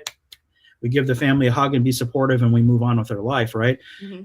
And my wife gets mad because she's like, "Whoa, why don't we dig in deeper? We got to know why." I'm like, we as law enforcement want to know why, and we often ask that, but sometimes we just don't have the resources and the time to find out the why. Correct. Yeah. Little Johnny had a bad day or whatever it was. He did do this. It wasn't foul play. We can't spend our resources. So that's Yeah. where this thing really changes, because there's, in my opinion, and I had this conversation with Nancy Grace on her show, because we were talking about the spike in the suicides in the last 3 or 4 years, 5 years. And you're starting to see a pattern, and you start equating what's happening online and these sextortion. You've seen all these numbers. We can probably make an educated bet that a lot of these suicides, if we were able to dig in and get transcripts and see the back end, that a lot of this stuff would be related to social media. Absolutely. Right. Absolutely. So John, appreciate you, brother. Have a great day in Michigan. Love you, man. I'll be calling you later on today. If you send anything, send me some of that weather back, because it's like 61 degrees outside right now, and I'm in a long hey, sleeve. no. we about to see you this heat, 95. bro. We're gonna see you some heat, man, and hopefully we'll have another conference coming up, and it'll be down south, and I'll get to see you again, man, where you can be in some nice sunny weather, man. So to you, your entire family, your daughters, your wife, your whole extended family, everyone that I've had the pleasure of meeting through you, man, nothing but blessings. Thank Good you. to see you, my brother. You have a great and wonderful day. Ladies and gentlemen, That's right. John DeMay in the building. And if you're Appreciate ever you, in the brother. tri-state area, John, New York, New Jersey, Connecticut, I'm here. Hit me up, John. I'm in New York a little bit. Yeah. Okay. Yeah, we've been up to New York doing some documentary things and some stuff like that. But I'll where connect are y'all. you located? She's in New I'm Jersey. actually in He's Newark. in Brick City. Oh, you're He's in New York. Newark. Okay. Yeah. Yep. So Yep. I'll connect y'all. I'll make sure that I Yes, connect please. y'all. All right, brother. Have a good Okay. one. Have a great day. That's See y'all. John DeMay, y'all. John DeMay. Listen. Whoo, family. It's 9 minutes. 9 minutes to the top of the hour. Alethea had to go and take care of some family member, getting them to work. We'll be back tomorrow for Freedom and Fun Friday, which is her birthday. Tomorrow is Oh. Alethea's birthday. Okay. Wow. That's deep. I had to do the show today. Some folks reach out and said, bro, on Juneteenth, yeah, just like they didn't get the news on time in Galveston. I think we're not getting the news on time with what's going on with this sextortion. Yeah. And you know what, Joe? On top of it, I think when there are a lot of these murders in the quote unquote hood, right? That stuff is tied to the hood as well. But we just sometimes don't have the resources, the knowledge to go that far. There's kids sending nude pics to each other. But what happens? You find out my girl sent you a picture, so on and so forth. Now, before you know it, black on black crime, somebody is murdered, right? Once again, a teenager, 9 times out of 10, is murdered. So as living in an urban area, we have to look at that as well. Like, what are our kids going through, and what are they doing, and why are they doing it?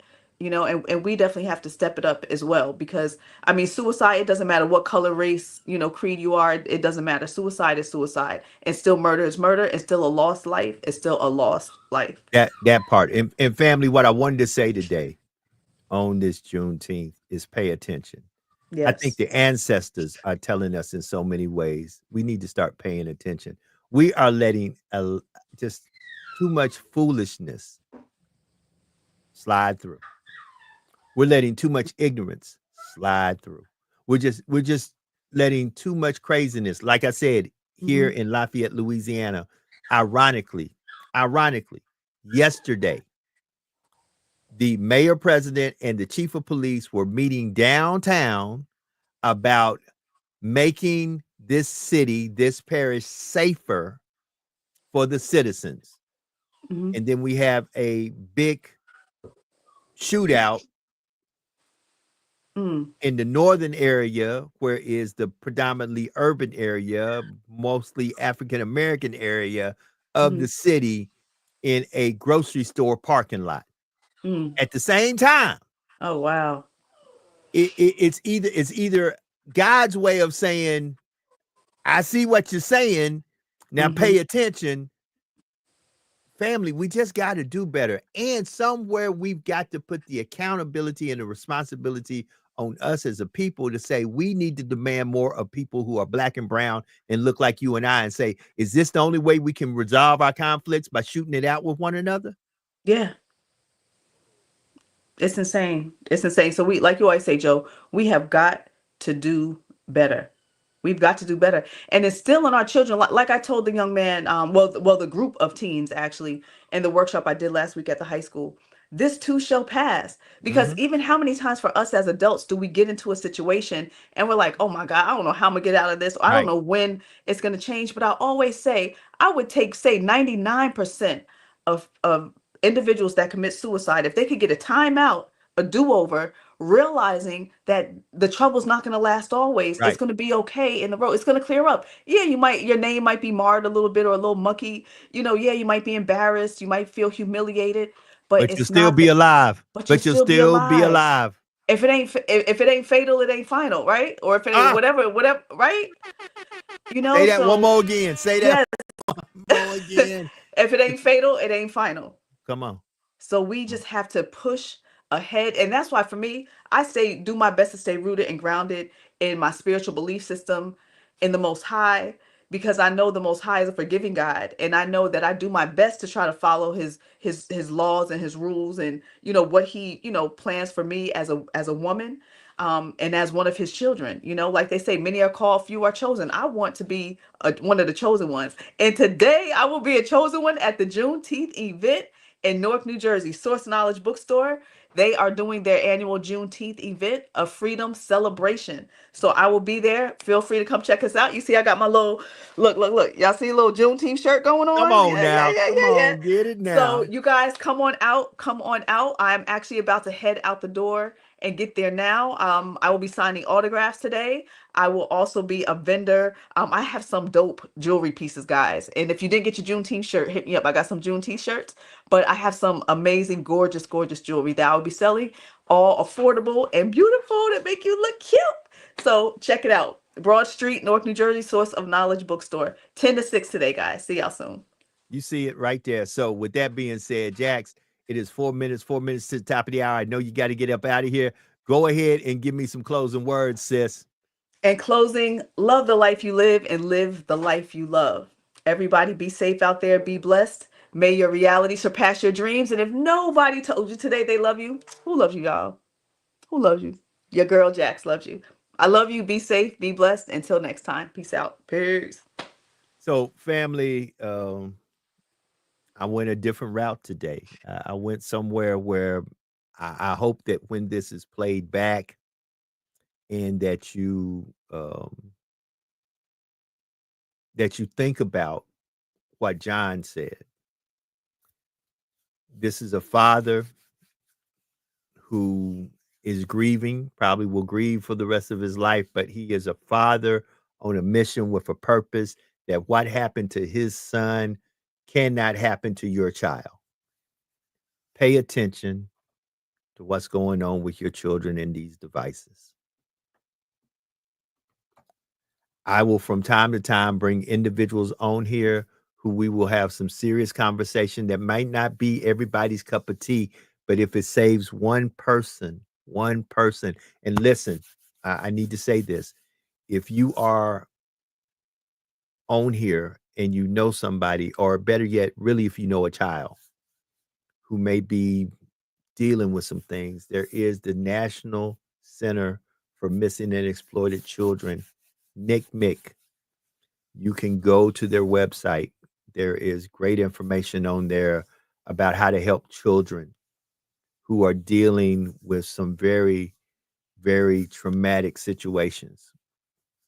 2 minutes to the top of the hour. John, I thank you. Thank you for taking time out. John is world renowned, has been on a lot of bigger platforms than this one, but I thank my friend that he came on and gave you, those who listen to this, a little insight that might can help with your children or your grandchildren, and some conversation that you can have with them just to make sure that they're okay in the social media space. With that being said, let me get up out of here. Be better today than you were yesterday, and do something today to bless somebody in some way, somehow, that no matter what you do, there's no earthly way that they could ever pay you back. And always remember that there is no secret, absolutely no secret, what God can do. What he has done for others, he will and he can do for you. For when God is with you, nothing or no one can stand against you. Y'all be blessed. Have a great day. I'm up out of here. Until tomorrow, Freedom and Fun Friday, Alethea's birthday. We out of here. Peace.